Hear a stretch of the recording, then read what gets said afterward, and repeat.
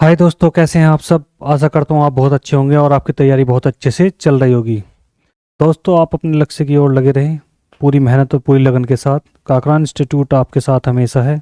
ठीक है दोस्तों, आज पढ़ेंगे सिंधु सभ्यता से रिलेटेड क्वेश्चन जो प्रीवियस में आए हुए हैं, प्लस या उनके आने की बहुत बहुत क्या है संभावना है। तो ऐसे क्वेश्चनों पर क्या करेंगे, आज फोकस करेंगे। आइए दोस्तों चलते हैं। तो पहला क्वेश्चन ये है कि सिंधु सभ्यता किस युग से संबंधित है, यानी कि सिंधु सभ्यता थी जो वो किस युग से संबंधित है। तो ध्यान रखें, प्रागैतिहासिक काल या ऐतिहासिक काल से तो कोई मतलब ही नहीं है, ध्यान रखना है ना। प्रागैतिहासिक काल का मतलब क्या है, जिसका लिखित साक्ष्य ना हो, है ना, जिसका लिखित साक्ष्य ना हो, लिखित साक्ष्य ना हो, है ना। लेकिन आपको पता है कि सिंधु सभ्यता की लिपि कैसी थी। यदि मैं इसकी बात करूं तो वो पहली बात तो यह है कि कौन सी थी, अध ऐतिहासिक युग से। अध ऐतिहासिक लिपि क्यों कहा, क्योंकि इसकी जो लिपि थी, सिंधु सभ्यता की लिपि जो थी वो है भाव चित्रात्मक। ठीक है, कैसी है भाई, भाव चित्रात्मक। ये आप ध्यान रखें कि सिंधु सभ्यता की जो लिपि है वो कैसी है, भाव चित्रात्मक। भाव चित्रात्मक कहने का मतलब क्या है कि वे जो उस पर जो चित्र बने हैं उनसे अपने भाव को क्या करा गया, प्रकट किया गया। तो आधे तो ऐसे सब थे जो पढ़ लिए गए या समझ लिए गए, लेकिन कुछ ऐसे रहे, लगभग अब भी ऐसे 300 के समथिंग वर्ड है जो अब तक ना ही पढ़े गए, है ना, ध्यान रखना। तो इसलिए इसको क्या कहा गया, अध ऐतिहासिक युग। ठीक है, ध्यान रखना। यही सवाल था कि सिंधु सभ्यता किस युग से संबंधित है, सिंधु सभ्यता किस युग से संबंधित है। तो कैसा, अध ऐतिहासिक युग से क्या है, संबंधित है। इसका आप ध्यान रखें बहुत अच्छे से, ये आपके लिए बहुत इंपॉर्टेंट क्वेश्चन है। और लिपि ध्यान रखें कि सिंधु सभ्यता की लिपि कैसी थी, तो कैसी, भाव चित्रात्मक। ठीक है, लेन देन कैसा था, आपको पता ही है कि लेन देन की प्रक्रिया, या मैं कह सकता हूं वस्तु विनिमय। वस्तु विनिमय, वस्तु विनिमय का मतलब है कि वस्तुओं का लेन देन जो क्या था, तो वो था, ध्यान रखना, 16 के अनुपात में। किस अनुपात में था भाई, 16 के अनुपात में था। ये आप बहुत ध्यान रखें बहुत अच्छे से कि सिंधु सभ्यता में वस्तु विनिमय की दर क्या थी, तो वो कितनी थी, 16 के अनुपात में। ठीक है, ध्यान रखना, कोई भी चीज लेनी थी 16, 32, 16, 43, है ना, ऐसा करके सब कुछ 16 के अनुपात में था। लेना तो 16, देना तो 16। वो कुछ भी हो, सोना चांदी लोहा तांबा जो भी था, यानी चावल जो भी उन्हें लेना देना था, वो सब कितने अनुपात में होता था, तो 16 के अनुपात में होता है। ये इंपॉर्टेंट फैक्ट है, इनका आप याद रखें कि लिपि कैसी। ठीक है, अगला क्वेश्चन देखेंगे दोस्तों। नेक्स्ट क्वेश्चन है आपका, मोहनजोदड़ो में सबसे बड़ी इमारत कौन सी थी। ये बहुत अच्छा क्वेश्चन है कि मोहनजोदड़ो में सबसे बड़ी इमारत कौन सी थी। ठीक है, ध्यान रखना। तो सबसे बड़ी जो इमारत थी वो कौन सी थी, तो ध्यान रखना वो क्या थी, अन्नागार। ये आपके लिए क्या है, बहुत अच्छा इंपॉर्टेंट क्वेश्चन है कि जो सबसे बड़ी इमारत थी वो कौन सी थी, अन्नागार। ठीक है, ध्यान रखना। अगर पूछा गया आपसे कि सबसे बड़ा भवन, तो वो कौन है, विशाल स्नानागार, है ना। ये क्या है, ये क्या है, भवन के रूप में है, ये भी स्नान करने का है, ध्यान रखें इसका। ठीक है, 2 मंजिल इमारत, बड़ा भवन, ये कुछ नहीं था, सभागार। केवल दो ही चीज आपको मिलेगा वहां, स्नानागार या फिर अन्नागार। तो इसमें जो सबसे बड़ी इमारत थी वो क्या थी, अन्नागार। ठीक है, ध्यान रखना, ठीक है, याद रहेगी दोस्तों। तो मोहनजोदड़ो की सबसे बड़ी इमारत कौन सी होगी, अन्नागार। अगला पॉइंट देखेंगे, सिंधु घाटी सभ्यता कौन से स्थान भारत में स्थित है। नहीं, सिंधु घाटी सभ्यता से रिलेटेड कौन सा ऐसा स्थान है जो क्या है, भारत में स्थित है। ठीक है, तो हड़प्पा, मोहनजोदड़ो, लोथल, उपयुक्त में से कोई नहीं। तो ध्यान रखना, हड़प्पा की और मैं मोहनजोदड़ो की, इनकी दोनों की बात करूं तो ये दोनों के दोनों कहाँ है भाई, पाकिस्तान में। कहाँ पर है भाई, पाकिस्तान और अफगानिस्तान के हिस्से माने जाते हैं, तो ये कहाँ पे है, पाकिस्तान में। लोथल अपना कहाँ पर पड़ेगा, तो लोथल अपना कहाँ है भाई, गुजरात में। ठीक है, और लोथल में सिंधु सभ्यता के क्या थे, बंदरगाह थे। ठीक है, ध्यान रखना, सिंधु सभ्यता के बंदरगाह कहाँ पर पाए जाते थे, तो कहाँ पर, लोथल में। ठीक है, याद रहेंगे। बहुत अच्छा क्वेश्चन था कि सिंधु सभ्यता कौन सा भारत में स्थित है, तो कौन सा है, लोथल। लोथल कहाँ पर है, गुजरात में। अगला क्वेश्चन देखेंगे दोस्तों, हड़प्पा कालीन सब स्थल, हड़प्पा कालीन स्थल रंगपुर किस राज्य में स्थित है। तो रंगपुर कहाँ पर पड़ेगा, ये आपके लिए बहुत ज़्यादा इंपॉर्टेंट क्वेश्चन है। तो पंजाब में नहीं, बिल्कुल भी नहीं। कहाँ है, पूर्वी उत्तर प्रदेश में नहीं। पूर्वी उत्तर प्रदेश में कौन सा पड़ेगा भाई, पूर्वी उत्तर प्रदेश का कौन सा था, आलमगीरपुर, है ना। जिसे क्या, जो कहाँ पे लगता था, मेरठ में, है ना, ये पूर्वी था। तो इसने कहा कहाँ पर, देखिए पूछा रंगपुर, तो रंगपुर कहाँ पर है, ध्यान रखा भाई, कहाँ पर, गुजरात में। ठीक है, रंगपुर कहाँ पर पड़ेगा आपका, गुजरात में। ठीक है दोस्तों, बात समझ में आ गई। तो हड़प्पाकालीन रंगपुर कहां पर है? गुजरात में स्थित है। ठीक है, अगला क्वेश्चन देखेंगे। नेक्स्ट क्वेश्चन, सिंधु घाटी सभ्यता का कौन सा स्थान वर्तमान में पाकिस्तान में स्थित है? यानी कि ऐसा कौन सा स्थान है सिंधु घाटी सभ्यता का जो वर्तमान में कहां पर पहुंच गया है? पाकिस्तान में। क्योंकि उस समय तो हिंदुस्तान पाकिस्तान की कोई बात ही नहीं थी, है ना, पाकिस्तान तो बाद में बना था। सिंधु घाटी सभ्यता कौन सा स्थल वर्तमान में पाकिस्तान में स्थित है? तो पाकिस्तान में कौन सा स्थित है? तो ध्यान रखे कौन सा भाई? हड़प्पा। अभी मैंने आपको बताया था पिछले ही क्वेश्चन में कि कौन सा था, हड़प्पा। और कालीबंगन कहाँ है? ये राजस्थान का क्षेत्र है अपना। ठीक है, लोथल गुजरात का, आलमगीर पूर्व कहाँ का है? उत्तर प्रदेश का। ये आप इनका ध्यान रखें। अगला क्वेश्चन देखेंगे दोस्तों, सिंधु घाटी के लोग किसकी पूजा करते थे? ये बहुत ज्यादा इंपॉर्टेंट है, ध्यान रखें कि सिंधु घाटी के लोग किसकी पूजा करते थे। तो सिंधु घाटी में यदि जाओगे तो कहाँ पे? पशुपति की, इंद्र और वरुण की, ब्रह्मा की या विष्णु की? तो वो ध्यान रखें हमेशा किसकी? पशुपति की। ठीक है, पशुपति के रूप में क्या था? पशुपति वो थे जिसके चारों ओर, जिसके चारों ओर पशु रहते थे। जिसके चारों ओर क्या रहते थे? पशु रहते थे, उसे क्या कहा जाता था? पशुपतिनाथ। वर्तमान में इसकी संज्ञा किसको दी गई है? वर्तमान में जो माना गया है, तो वर्तमान में किसको माना गया है? शिव को। ठीक है, ध्यान रखना, वर्तमान में किसको माना गया? शिव। शिव को इसलिए कि उनके पास क्या है? नंदी है, सर्प है ना, ये सब चीजें हैं। तो इस कारण ही क्या है ना, पशुपति की उपाधि दे दी गई थी। तो पशुपति, सिंधु घाटी के लोग किसकी पूजा करते थे? तो किसकी? पशुपति की। ये आप याद रखें बहुत अच्छे से। नेक्स्ट क्वेश्चन है, सिंधु सभ्यता के लोग किस धातु से अपरिचित थे? सिंधु सभ्यता के लोग किस धातु से अपरिचित थे? यानी कि सिंधु सभ्यता के समय में कौन सी ऐसी धातु जो नहीं थी? तो वो उसका बस आपको पता ही होना चाहिए। देखो, तांबा था उस टाइम पे, बिल्कुल सही, सोना भी, चांदी भी और लोहा, है ना। तो लोहा ध्यान रखना, लोहा, यदि मैं लोहे की बात करूं तो ये 800 ईसा पूर्व में आया था। ठीक है, ध्यान रखना, यानी कि जब क्या हो गया था? आर्य आ गए थे, और आर्यों ने इससे जो औजार बनाया था अपना, वो था, ध्यान रखना भाई, तलवार। ठीक है, तो लोहे से क्या है? तलवार बनाया था, कुल्हाड़ी बनी थी, है ना। तो इसका ध्यान रखें कि सिंधु सभ्यता के लोग किस धातु से अपरिचित थे? तो किससे थे? लोहे से। ठीक है, नेक्स्ट क्वेश्चन देखो दोस्तों, हड़प्पा के लोग किस वस्तु के उत्पादन में अग्रणी थे? यानी कि हड़प्पा के लोग सबसे ज्यादा जो किसी धातु का, किसी वस्तु का जो निर्माण करते थे, वो किसका था? मुद्राएं? नहीं, बिल्कुल नहीं, ऐसा कुछ नहीं। अग्रणी की बात है कि बहुत ज्यादा। कांसे और औजार? नहीं, बिल्कुल भी नहीं, है ना। कपास या जौ? तो वो ध्यान रखना किसका? कपास। जिससे भी क्या बनाते थे? उन्होंने बनाए थे कपड़े। कपास से क्या बनाए थे उन्होंने? कपड़े। तो इसलिए सबसे ज्यादा क्या है? अग्रणी थे। मुद्रा आपको पता ही है किसकी बनी थी हड़प्पा में? तो टेराकोटा। चलो मैं इधर कर देता हूं। तो मुद्राएं किसकी बनी होती थी? टेराकोटा। या तुम इसको लिख सकते हो सैल खड़ी।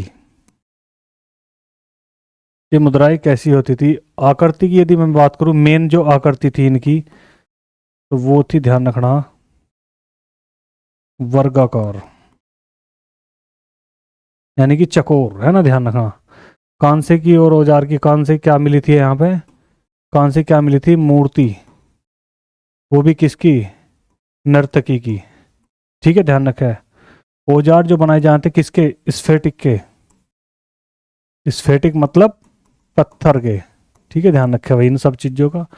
जौ के लिए मैंने आपको पढ़ाई रखा कि ऋग्वेद में जौ को क्या कहा गया? ऋग्वेद में जौ को क्या कहा गया? सॉरी, ऋग्वेद नहीं, यजुर्वेद। यजुर्वेद में जौ को क्या कहा गया? तो यव। ये भी इंपॉर्टेंट है। ठीक है, ध्यान रखना। बात समझ में आ गई दोस्तों? अगला क्वेश्चन देखेंगे। नेक्स्ट क्वेश्चन है, हड़प्पा में एक उन्नत जल प्रबंधन व्यवस्था का साक्ष्य प्राप्त हुआ है? यानी कि जो इस सही मायने में टॉप क्वालिटी में जो जल को रखा जाता था प्रबंध करके, तो वो जो था वो कहाँ पर पाया गया था? ये बड़ा इंपॉर्टेंट क्वेश्चन है। तो ध्यान रखना, आलमगीरपुर, मेरठ, बिल्कुल भी नहीं। तो ध्यान रखना वो कहाँ से? धौलावीरा से। ये आपके लिए बहुत ज्यादा इंपॉर्टेंट क्वेश्चन है, क्योंकि कालीबंगन से क्या मिले थे? चूड़ियाँ, या फिर मैं कह सकता हूँ मन के बनाने के कारखाने।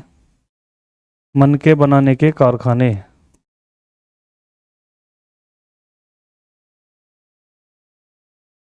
पक्की ईंटें वो सब, है ना। लोथल से क्या था? लोथल में क्या था? गुजरात, यानी कि बंदरगाह। ये सब चीजें ध्यान रखें। आलमगीरपुर मेरठ क्या है अपना, पूर्वी बस्ती थी, ठीक है, ध्यान रखा है इसकी, पूर्वी बस्ती। सिंधु सभ्यता की पूर्वी बस्ती कौन सी थी, तो आलमगीरपुर, ये कहाँ पे पड़ेगा अपने, मेरठ में, ठीक है, ध्यान रखा है। नेक्स्ट पॉइंट देखेंगे दोस्तों। अगला क्वेश्चन है, मोहनजोदड़ो का स्थानीय नाम क्या था, है ना, मोहनजोदड़ो का जो नाम था स्थानीय क्या था, लोग स्थान के लोग उसे क्या करते हैं, तो ये आप तो सभी को पता ही है, तो उसे क्या बोला जाता है, मर्तकों का टीला, है ना, तो मर्तकों का टीला इसे बोला जाता था, ठीक है। जब मम्मी का क्षेत्र था पूरा, मम्मी मतलब मर्तकों को बोला जाता था, तो उन क्षेत्रों में जो है क्या है, एक दूसरे के ऊपर लेयर बना कर रख देते थे और बड़े टीले बना दिया करते थे, तो इसलिए मोहनजोदड़ो जो कहा गया, मर्तकों का टीला कहा गया। नेक्स्ट क्वेश्चन देखेंगे दोस्तों। अगला क्वेश्चन है, सिंधु घाटी के लोग विश्वास करते थे, किस चीज में विश्वास करते थे, देखो ध्यान रखें, आत्मा और ब्रह्म में, ये तो उस टाइम चीज थी नहीं, कर्म कांड कुछ भी नहीं था, ये तो सभी अपने वेद की बात है ना, यज्ञ प्रणाली वो सब क्या है, वेदों में आने वाली चीज है। तो किस में, मात्र शक्ति में, ये आप ध्यान रखें, किस में विश्वास रखते थे, मात्र शक्ति में। यदि मैं बात करूं कि पूजा किसकी करते थे, अभी मैंने आपको बताया था कि पूजा किसकी करते थे भाई, पूजा के रूप में मातृ शक्ति पर रहने वाले कौन, पशुपति नाथ, है ना, ध्यान रखें इसका क्वेश्चन का भाई, बहुत इंपॉर्टेंट क्वेश्चन है कि पशुपति नाथ की क्या करते थे, पूजा करते थे, ठीक है। ये यज्ञ प्रणाली किस में होगी, यजुर्वेद में है, ठीक है। आत्मा में विश्वास कौन है, जैन धर्म बौद्ध धर्म के बारे में आवे। कर्म कांड के बारे में किस में मिलेगा, तो वो भी किस में है, यजुर्वेद में। ये ध्यान रखे सब, ये यजुर्वेद के पॉइंट है, ठीक है दोस्तों। तो ध्यान रखें, सिंधु घाटी के लोग विश्वास किस में करते थे, तो मातृ शक्ति में। पूजा किसकी करते थे, तो पशुपति नाथ की, ठीक है। नेक्स्ट पॉइंट देखिए, निम्नलिखित में से कौन सा सिंधु घाटी की सभ्यता संबंधित स्थल नहीं है, यानी कि कौन सा ऐसा स्थल है जो सिंधु घाटी संबंधित नहीं है। कालीबंगा, जुते हुए खेत, आपको पता ही है, जुते हुए खेत के साक्ष्य, जुते हुए खेत पाए गए थे, तो ये कहाँ पे थे, सिंधु सभ्यता। रोपड़, रोपड़ में क्या था, तो इसमें रोपड़ में था मनुष्य के साथ, मनुष्य के साथ कुत्ते के साक्ष्य पाए गए, कुत्ते का शव, क्या ऐसे लिख सकता हूं, कुत्ते का शव पाया गया। और रोपड़ अपना जो क्षेत्र है, ध्यान रखना ये कहां पर है, तो रोपड़ जो है ये कहां पर पड़ेगा भाई, अपना पंजाब में, ठीक है, बात समझ में आ गई। मनुष्य के साथ में क्या है, कुत्ते के साक्ष्य पाए गए, तो वो कहां पर थे, रोपड़ में, ठीक है। लोथल आपको पता ही है, गुजरात, है ना, यहाँ पे क्या था अपना, वही बंदरगाह, सबसे ज्यादा ध्यान रखें, यही सबसे ज्यादा इंपॉर्टेंट क्वेश्चन है कि वहां पे क्या पाए गए थे, बंदरगाह, है ना, ठीक है दोस्तों। अगला क्वेश्चन देखेंगे। नेक्स्ट क्वेश्चन है, मोहनजोदड़ो एवं हड़प्पा की पुरातात्विक खुदाई के प्रभारी कौन थे, यानी मोहनजोदड़ो की बात करें या हड़प्पा की सभ्यता की बात करें, तो इसमें जो खुदाई कराई थी वो किस व्यक्ति ने कराई थी, इसका जो श्रेय जाता है वो किस व्यक्ति को जाता है, तो ध्यान रखना। यदि मैं बात करूँ पहले इसकी, लॉर्ड मैकाले की, तो लॉर्ड मैकाले अपने भारतीय इंपोर्टेंट है, ये भी ध्यान समझे। तो लॉर्ड मैकाले ने क्या करता कि भारत में क्या करा था भाई, इन्होंने भारत में अंग्रेजी शिक्षा, ध्यान रखें आप जो अंग्रेजी आज पढ़ते हो, अंग्रेजी शिक्षा जो लागू की थी वो इन्होंने की थी, ध्यान रखे भाई, बात समझ में आ गई। वो किसने करती, लॉर्ड मैकाले ने, ठीक है। सर जॉन मार्शल इसका क्या है, राइट आंसर है, ठीक है दोस्तों। आगे बात कर लॉर्ड क्लाइव की, है ना, क्लाइव की बात करेंगे तो क्या थे, लॉर्ड क्लाइव बंगाल के गवर्नर जनरल थे। कर्नल टॉड, ये अलग ही आ गया कुछ नाम, है ना, ठीक है दोस्तों, बात समझ में आई। अगला क्वेश्चन देखेंगे, अपना सेट लगाते चले आप, ठीक है, अपने आप को भी देखते चले कि कितना हमसे आता है कितना नहीं आता। यदि आपसे ये सब आते हैं तो समझ लो कि आप बहुत अच्छी तैयारी में हो, ठीक है दोस्तों। और आप दिल्ली पुलिस, यूपी, एसआई सब चीज़ के लिए क्या है, बहुत ज़्यादा बेहतर है। एनटीपीसी, ग्रुप डी, ये सब ऐसे ही क्वेश्चन है जो उनमें पूछे गए हैं और या फिर पूछने की पूरी पूरी संभावना है, ठीक है। अगला क्वेश्चन है, भारतीय उपमहाद्वीप में सबसे पहले खोजा गया नगर निम्नलिखित में से कौन सा था, ध्यान रखना, बहुत ही ज़्यादा इंपॉर्टेंट है कि सबसे पहले जो नगर खोजा गया तो वो कौन सा था। आप सभी को पता होगा कि भारतीय उपमहाद्वीप में जो सबसे पहले खोजा गया नगर था वो कौन सा था, हड़प्पा। इसका आप ध्यान रखें बहुत अच्छे से भाई, कौन सा था, हड़प्पा था जो सबसे पहले क्या है भारत में खोजा गया शहर था, तो कौन सा था, हड़प्पा। किसने, राखलदास बनर्जी ने, ठीक है, इनका ध्यान रखें। अगला क्वेश्चन है, वस्त्रों के लिए कपास की खेती का आरंभ सर्वप्रथम किया गया था। अभी हमने बात करी थी कि सिंधु घाटी सभ्यता में जो है वे सबसे ज्यादा जो अग्रणी थे किसी वस्तु को बनाने में, तो वो किस चीज को लेके थे, कपास को। अब फिर से क्वेश्चन पूछा कि वस्त्रों के लिए कपास की खेती का आरंभ सर्वप्रथम किया गया था, सबसे पहले कहाँ किया गया था। तो सिंधु सभ्यता अपने यहाँ की सभ्यता है, तो कहाँ पे किया गया होगा, ध्यान रखना, भारत में। तो ये इंपॉर्टेंट है, इसका आप याद रखें, ठीक है।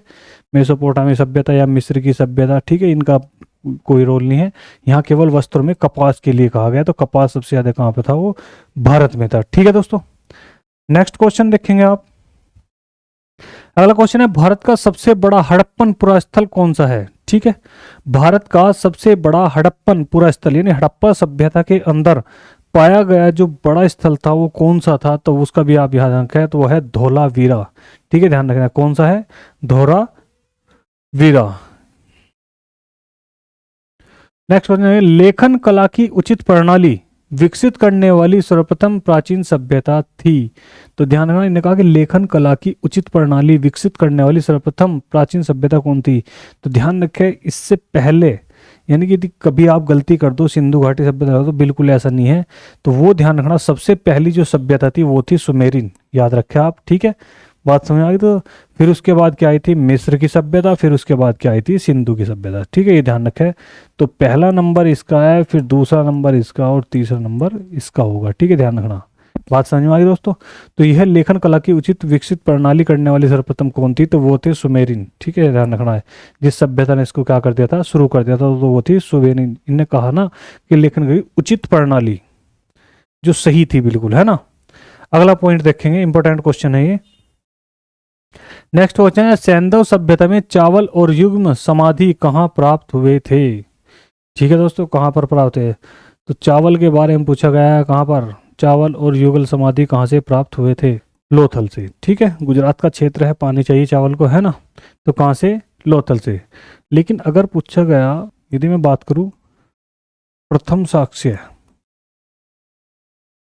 तो वो थे रंगपुर, ध्यान रखना भाई, रंगपुर प्रथम, पहली बार जब साक्ष्य मिले थे चावल के, तो वो कहाँ से मिले थे, रंगपुर से, ठीक है, ध्यान रखना दोस्तों। अगला क्वेश्चन देखेंगे, मोहनजोदड़ो से प्राप्त योगी की प्रतिमा के निकट कौन कौन से जानवरों का चित्रण मिलता है ना। योगी की यानी योगी का मतलब वही है, मैं आपको भी बता रहा था कि योगी प्रतिमा का मतलब है पशुपतिनाथ, पशुपतिनाथ। और पशुपतिनाथ में मैं भी आपको पूछ रहा था, बता रहा था कि उसके आसपास क्या है, पशु पाए जाते हैं, तो कौन कौन से थे। तो ये आपका इंपॉर्टेंट है कि कौन सा, गैंडा, भैंसा, हाथी, व्याघ्र और हिरण, ठीक है, ध्यान रखना, ये सब के सब क्या थे, उसके आसपास पाए जाते थे। जो योगी की प्रतिमा थी जिसे क्या कहा गया, पशुपति नाथ, उसके चारों ओर यही अंकन थे चित्रों के। अगला क्वेश्चन देखेंगे दोस्तों। नेक्स्ट क्वेश्चन है, कौन सा हड़प्पा नगर तीन भागों में विभक्त था। बहुत इंपॉर्टेंट क्वेश्चन है ये, कि कौन सा ऐसा नगर था जो तीन भागों में था, बाकी सब क्या थे, दो भागों में थे, ठीक है, ध्यान रखना।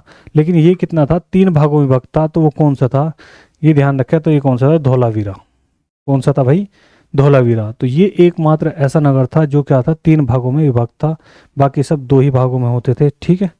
जनपद और नगर को लेकर ऊंचे ऊंचे वर्ग के रहने वाले लोग, उच्च वर्ग के और निम्न वर्ग के लोग रहने वाले लोग थे, तो केवल दो तरह के भाग थे। लेकिन धौलावीरा में क्या है, तीन तरह के लोग थे, ठीक है दोस्तों। बस्ती को लेकर क्वेश्चन पूछ लेते, चार दिशाओं की यदि मैं बात करूं ऐसे, तो ये क्या है अपना पूर्वी, ये पश्चिमी, ये उत्तरी और ये दक्षिणी। ये सब की सब क्या है, बस्तियों के बारे में पूछ लिया जाता है क्वेश्चन, ठीक है, ध्यान रखें, इस चीज को लेकर, बस्ती को लेकर, ठीक है।